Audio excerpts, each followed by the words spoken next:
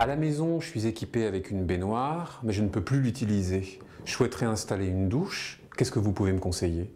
Alors c'est vrai que pour installer une douche, ce qui va être vraiment très intéressant, c'est les douches à l'italienne, qu'on appelle aussi les douches à siphon de sol.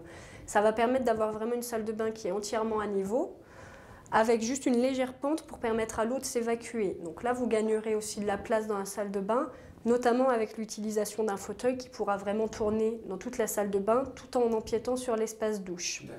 Ce qui existe aussi, c'est des receveurs extra plats où l'eau peut s'évacuer soit par gravité ou, si besoin, avec une douche à aspiration d'eau.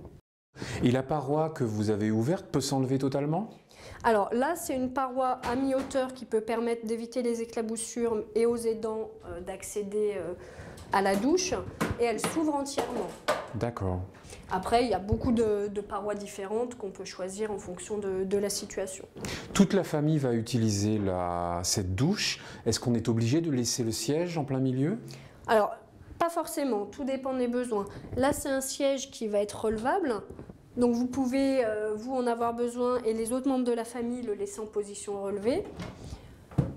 Pour vous, ça peut être une solution pour faire un transfert depuis votre fauteuil roulant jusqu'au siège de douche tout en utilisant l'accoudoir. Après, il existe vraiment une multitude de sièges pour la douche. Ça peut être des sièges à poser.